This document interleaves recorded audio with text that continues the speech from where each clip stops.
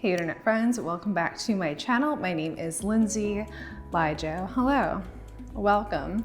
So today we're going to be speaking about autonomy and especially the gift that it gives to you all year long, but we're going to kind of focus it on the holidays. So if you'd like to talk to me about this subject, anything else related to the cognitive functions, self-growth, you can do so below with the video session with me. My link to Snug is down there to book. So let's get right into this video. And the general definition I'll be using of autonomy for this video is the power to shape your personal environment in ways that contribute to the best version of yourself. So the holidays can be hard for a lot of people. There's all of the changes that can happen in the schedule, which is the personal way that I get really flustered during the holidays. Thankfully, not so much this holiday season. Or also it can be the change of environment to potentially being around people, friends, family who you may not always have had positive experiences with in the past. Now, I am all for forgiveness and discussion that actually produces mental or emotional progress in some area, with another person.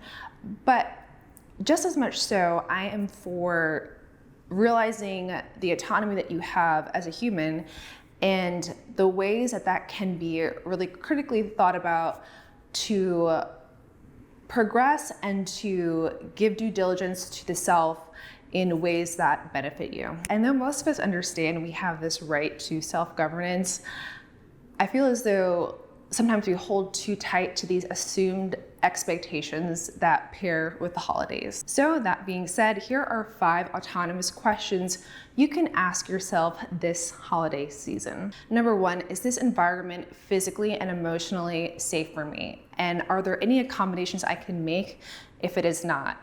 And an example of this would be maybe if you decided to quit drinking this year and you are not fully confident in going into environments in which lots of people are consuming alcohol. So if you know your family is going to be drinking till the cows come home and you're going to be going into that situation asking yourself, am I actually okay with this? Or am I just going along with this assumed expectation for me to show up in a certain way at this event? So number 2, is a conversation that I'm engaging in one that is beneficial or enjoyable to me? Is it one that is actually worth having? And if it is not, is there a topic that you can navigate to that would bring that benefit up for you as well as the other participants in the conversation?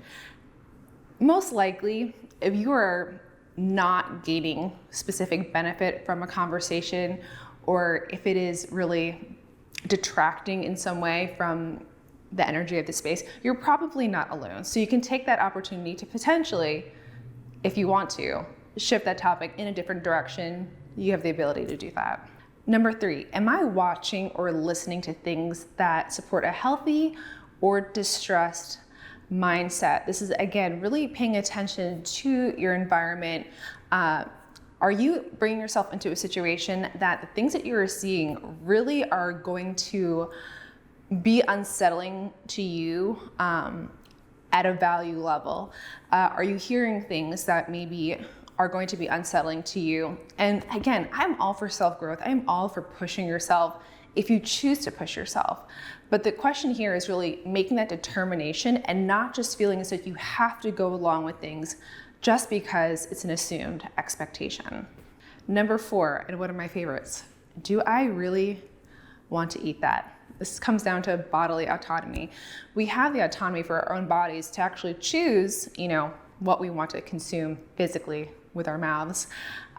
So many times I've heard people come back from holidays, friends and family, like, oh man, I really didn't want to eat all this stuff, but grandma brought it out, so it's like I had to eat it.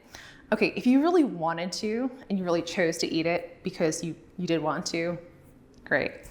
However, if you were just feeling as though you were expected to consume the food that you didn't want, I would ask you to just evaluate that, or just to evaluate the situation, because you do have this right to bodily autonomy. And I feel as though that's one of the first things that gets thrown out the windows with this season.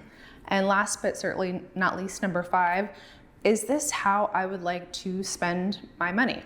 I don't think that anyone after a year like 2020 is going to expect you to pay for things or pay for gifts during this Christmas season. I think that would be unreasonable.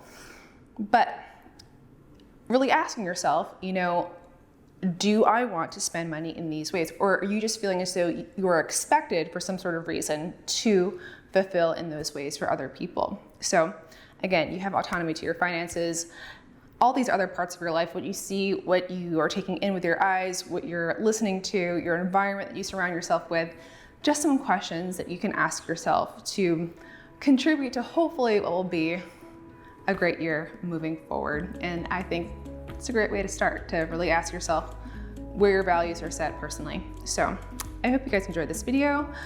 If you did, give it a thumbs up, subscribe, and I'll see you in my next one. Have a great time out there. Bye. Yeah, this is the video where everyone's gonna be like, you're an INFJ now. Okay. Autonomy. Wow, that's a loud noise.